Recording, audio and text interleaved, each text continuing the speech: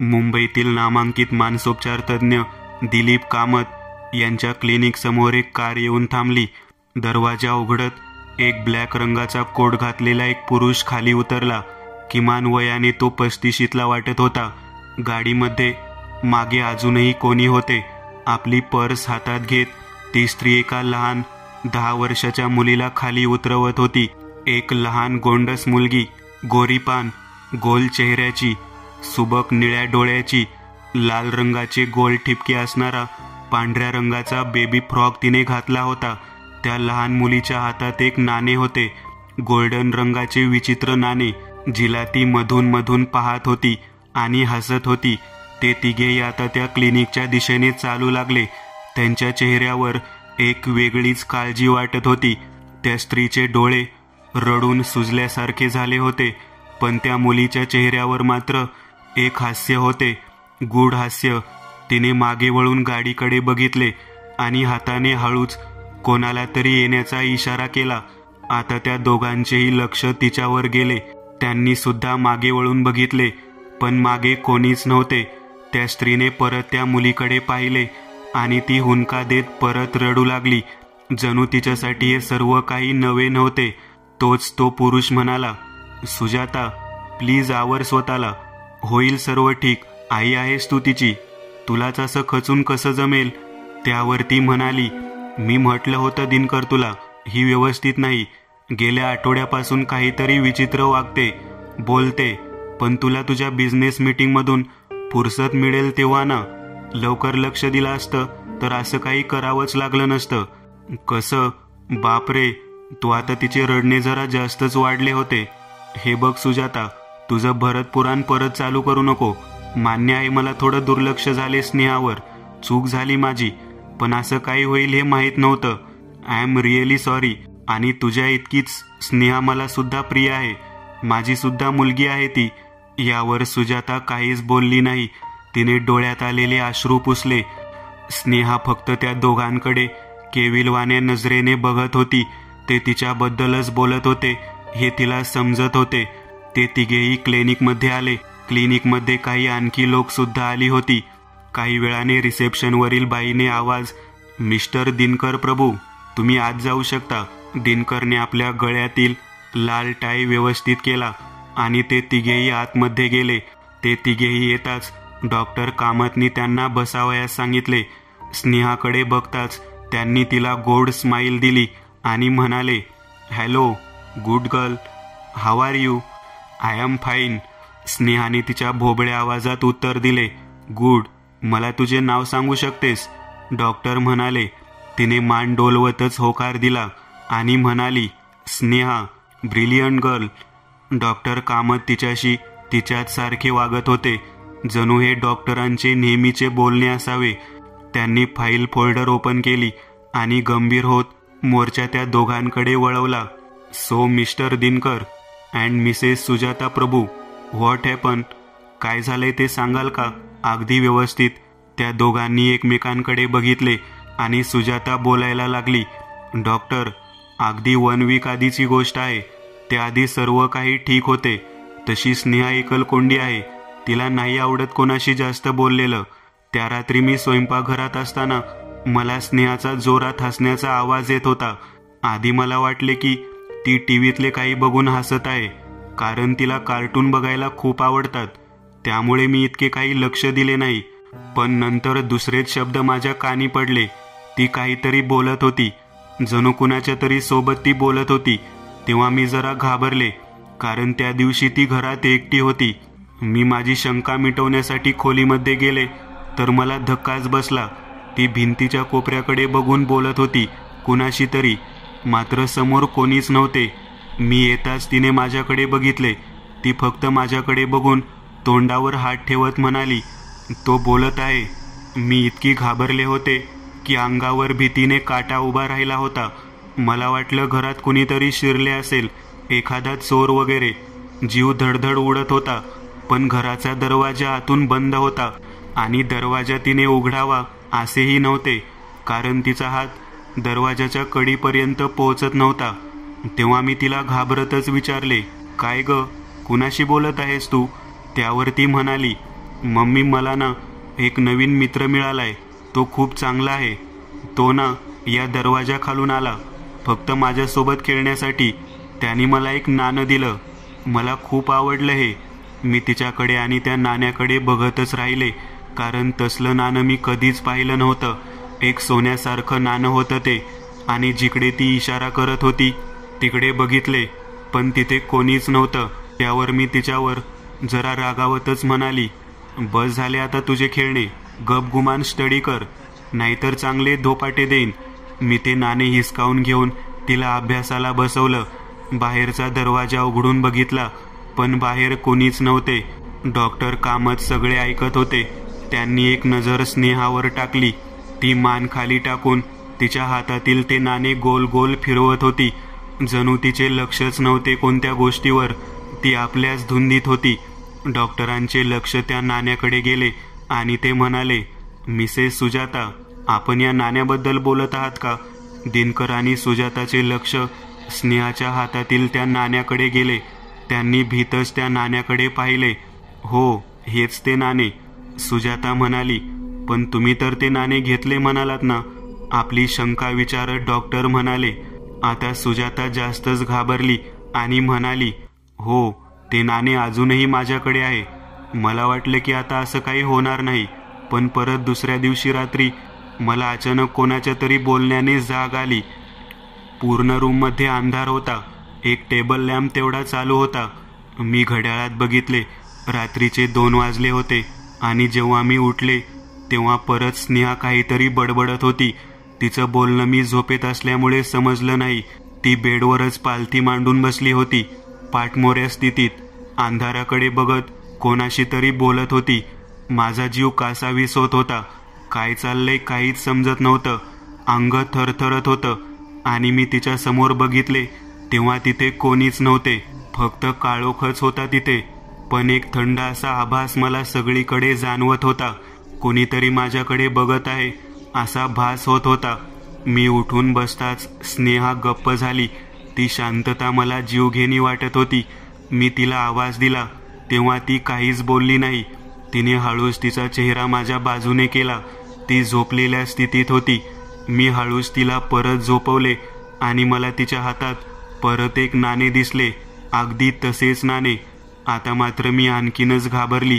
Lights on करून सगळीकडे बघितले, पण सगळे व्यवस्थित होते. कुठेच काही हालचाल नव्हती. मी कन्फर्म करण्यासाठी माझ्याकडील नाणे बघितले. ते अजूनही माझ्याकडे होते, पण स्नेहाला परत हे दुसरे नाणे कुणी दिले हे मात्र मला समजले नाही. मी तेही नाणे लपवून ठेवले माझ्याकडे. आपल्या बॅगमधील ते 2 नाणे काढून सुजाताने डॉक्टर कामत समोर ठेवले आणि ते पुढे बोलू लागले. 2 दिवस काहीच झाले नाही. ती त्या नाण्यांबद्दल बोलली सुद्धा नाही. सगळं सुरळीत झाल्यासारखं वाटत होतं. म्हणून मी शेजाऱ्यांकडे तिच्या मैत्रिणीसोबत खेळायला गेले. ती खेळात रमेल या दृष्टीने, आणि मीही गेले तिच्यासोबत, जेणेकरून तिच्यावर लक्ष ठेवता येईल. रागिनीची आई आणि मी बोलत बसले होते. तिची मैत्रीण रागिनीसोबत ती खेळत होती. काही वेळ सगळे ठीक होते. तोच रागिनी रडत रडत आली आणि जेव्हा आम्ही समोरचे दृश्य बघितले तेव्हा जागीच धांदरलो. रागिनीच्या हातातून रक्त वाहत होते. कोणीतरी हाताचा लचका तोडावा असा तिचा हात वाटत होता. ती जोरजोराने रडत होती. तिला विचारले हे कसे झाले, तर तिने स्नेहाकडे बोट दाखवले. मी ते पाहताच माझ्या डोळ्यासमोर अंधारी येत होती.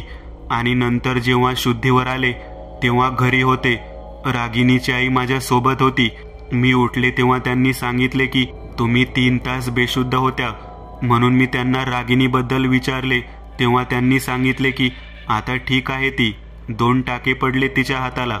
आपले अश्रू सांभाळत त्या बोलत होत्या. मला खरंच खूप वाईट वाटत होतं रागिनीबद्दल आणि स्नेहाबद्दल भीती. इवल्याशा स्नेहाने रागिनीच्या हाताला इतका मोठा चावा घेतला होता ते अजूनही मनाला पचत नव्हते. मी ठीक दिसत होते म्हणून त्या निघून जाऊ लागल्या. त्यांनी स्नेहाबद्दल एकही तक्रार केली नाही. मी स्वतःच त्यांची माफी मागितली तर त्या म्हणाल्या, मला सुद्धा विश्वास होत नाही आहे की स्नेहा अशी काही करू शकते. जाऊ द्या, जे झाले ते झालं, काळजी घ्या. मी दिनकर भाऊजींना फोन करून कळवले. तुमच्या तब्येतीबद्दल. मी जेव्हा उठून बसली तेव्हा स्नेहा समोरच्या सोफ्यावर बसली होती. माझा राग अनावर झाला आणि मी तिच्या जवळ जाऊन तिला रागानेच विचारले, काय गये बये, काय झाले तुला? का वेड्यासारखी करत आहे? तुला कळते का तू काय केलंय? तेव्हा स्नेहा बोलली, मम्मी मी काही नाही केलंय ग. तिच्या भोबड्या आवाजात ती बोलली, अच्छा तू नाही काही केलंस तर मग कोणी केलं? तूच खेळत होती ना रागिणीसोबत, का चावा घेतला तू तिच्या हाताचा? तसंच पाहिजे तिला, मला ती खेळूच देत नव्हती. तू वेडी आहेस, एकटीच बोलते कोणासोबत तरी, असं म्हणत होती मला. मी तिला सांगितले सुद्धा की माझा मित्र आहे, तो बोलतो माझ्यासोबत, पण तरी सुद्धा ती ऐकत नव्हती. मग तो माझा मित्र म्हणाला की हिची थोडी मज्जा घ्यायची का? मी हो म्हटले आणि तो तिला चावला. स्नेहा म्हणाली. मी डोके धरूनच बसले. तिचे ते बोलणे, तो तिचा मित्र, काही कळत नव्हतं. सगळ्या सोसायटीत स्नेहाबद्दल माहिती झाली. काही जण तिला झपाटले असे म्हणत होते, तर काही तिला वेड्यात काढत होते. तोंडावर कोणी काही बोलेना, मागून सर्वच बोलत होते. त्या दिवसापासूनही अशीच काहीतरी बोलत आहे. डॉक्टर प्लीज काहीतरी करा. सांगता सांगता सुजाताला रडू आले. ओके ओके सुजाता, आपण थोडे रिलॅक्स व्हा. डॉक्टरांनी तिला पाणी दिले. सुजाताने आपले अश्रू पुसत पाणी प्यायली. तेव्हा तिला थोडे बरे वाटले. आपण ठीक आहात आता, डॉक्टर कामत म्हणाले. तिने मान होकारार्थी हलवून उत्तर दिले, तर असं घडलं आहे. आणि तुम्ही कुठे होतात मिस्टर दिनकर? डॉक्टर म्हणाले, सर माझ्या काही बिझनेस मीटिंग असल्यामुळे मी सहसा बाहेरगावीच असतो, पण सुजाताने फोन करून सगळे सांगितले, तोच ताबडतोब मी इकडे निघून आलो. डॉक्टरांनी स्नेहाकडे पाहिले. तिचे अजूनही त्या नाण्यावरून लक्ष हटत नव्हते. डॉक्टर तिच्याकडे बघत म्हणाले, ठीक आहे, मला एकट्यात स्नेहाशी बोलायचं आहे, चालेल ना स्नेहा तुला? स्नेहाने चेहरा वर केला व ती डावीकडे बघत होती, जिथे कोणीच नव्हते, फक्त रिकामी जागा होती, एक थंड रिकामी जागा. आता स्नेहा डॉक्टरांकडे बघत म्हणाली, हो चालेल, ठीक आहे, तर तुम्ही दोघेही बाहेर बसा थोडा वेळ. जाताना सुजाता तिच्याकडे खूपच कीव नजरेने बघत होती. आता तिथे फक्त डॉक्टर कामत आणि स्नेहा होती.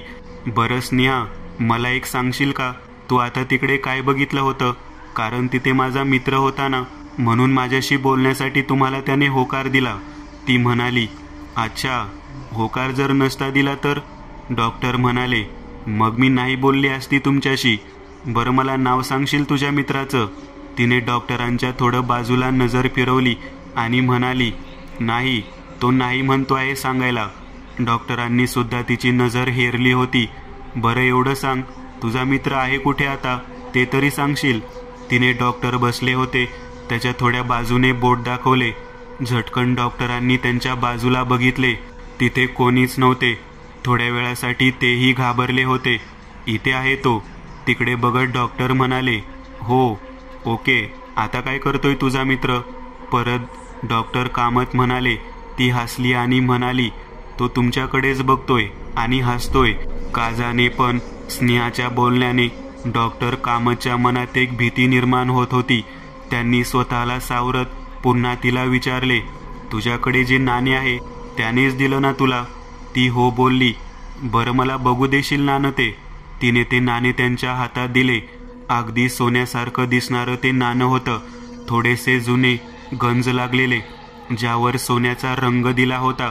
त्याच्या दोन्ही बाजूने काहीच नव्हते, एक कोरे नाणे होते ते. हे कसले नाणे आहे? याच्यावर तर काहीच नाही, डॉक्टर कामत म्हणाले. ती काहीच बोलली नाही. बरं स्नेहा, तुला तुझा हा मित्र कुठे भेटला होता? ते त्यांच्या बाजूला बघत म्हणाले. ती काहीच बोलली नाही. स्नेहा, मला पण बघायचं आहे तुझ्या मित्राला. कसं बघणार?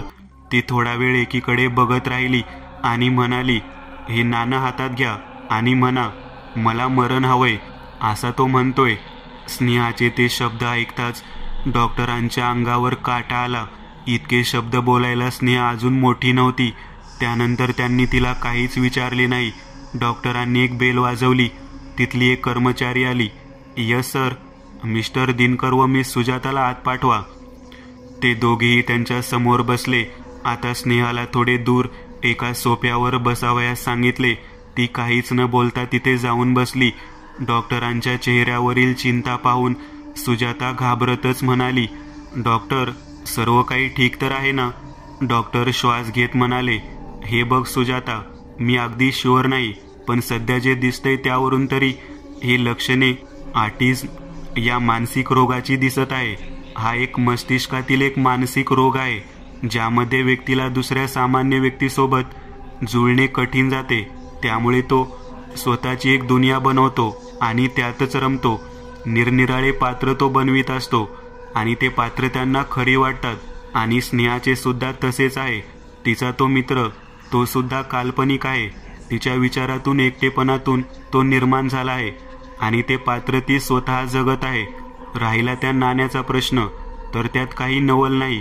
तुमच्या घरातच एखाद्या आडगळीच्या खोलीत तिला ते सापडले असणार, किंवा कुठे बाहेर शाळेत तिला ते दिसले असणार आणि तेथून ती घेऊन आली असणार. ते नाणे सुद्धा खोटे आहेत आणि यामध्ये ती नक्कीच कोणाला तरी हानीही पोहोचवू शकते. आता सुजाता परत हुंदके देऊ लागली. दिनकर तिला सांभाळू लागला. सर, ती ठीक तर होईल ना? दिनकर म्हणाला, अगदी होईल, यात काही शंका नाहीच. फक्त थोडे ट्रीटमेंट करावे लागेल. काळजी करण्याची गरज नाही. ही लक्षणे सध्या पहिल्या स्टेजमध्ये आहे. डॉक्टर, तुम्हाला जी ट्रीटमेंट करायची ते करा, पण माझं मूल मला ठीक करून द्या. दिनकर म्हणाला, तुम्ही बरं केलं तिला इकडे आणले. काळजी करू नका. अशा बऱ्याच केसेस आल्या आहेत आणि त्या सोडविल्या सुद्धा आहेत. डॉक्टर कामत म्हणाले. स्नेहा त्यांचे बोलणे तेथूनच ऐकत होती. ती बाजूने सोफ्याकडे बघत म्हणाली, किती वेडी माणसे आहेत ही, यांना तू दिसतच नाही. तिने हवेतच कोणाला तरी टाळी दिली आणि हसली. मी नेक्स्ट डेट तुम्हाला मेल करतो. तोपर्यंत स्नेहाशी सामान्यच वागा आणि तिला एकटे सोडू नका. ओके, या आता तुम्ही, डॉक्टर म्हणाले. ते तिघेही जाताच डॉक्टर कामत उठले. तोच काहीतरी खाली पडण्याचा आवाज आला. त्यांनी ते नाणे उचलले आणि विचार करतच बेसिन जवळ गेले. बेसिनच्या वर एक आरसा होता. आपला चष्मा काढत त्यांनी बाजूला ठेवला. हातातल्या नाण्याकडे बघत मनातल्या मनातच ते बोलत होते. काय म्हणाली होती ती मुलगी? जर त्याला पाहायचे असेल तर काय म्हणावे लागेल? मला मरण हवंय. आणि हसतच ते नाणं त्यांनी बाजूला ठेवले, जणू ते त्या गोष्टी मानत नसावे. आणि थंड पाण्याचे 2-3 झपके त्यांनी तोंडावर मारले आणि आरशात बघितले. तोच त्यांच्या अंगावर काटा उभा राहिला. आरशामध्ये त्यांना अंधुकसं दिसत होतं, एखादी मानवी आकृती किंवा असंच काही. त्यांना सगळे सुन्न झाल्यासारखे झाले होते. फक्त बेसिनमधल्या नळाचा आवाज तेवढा येत होता. त्यांनी घाबरतच पटापट आपला चेहरा पुसला आणि चष्मा डोळ्यासमोर चढवला. ती आरशातली आकृती आता स्पष्ट दिसत होती. त्याचे पूर्ण शरीर चेहऱ्यापासून पायापर्यंत जळालेले होते. डोळे जणू खोबणीतून बाहेरच येतील. ते डोळे आता डॉक्टरांकडे रोखले होते आणि त्याचे ते किळसवाने हसणे, ज्यातून त्याचे पूर्ण दात दिसत होते. डॉक्टर कामत यांचे डोके सेकंदाला वाढत होते. तोच छातीतून एक जोरदार कळ आली आणि ते छातीला हात लावत ते खाली कोसळले. आता आरशामध्ये काहीच दिसत नव्हते. फक्त बेसिनमधल्या पाण्याचा खळखळ आवाज तेवढा येत होता आणि ते खाली पडलेले नाणे गोल फिरत होते.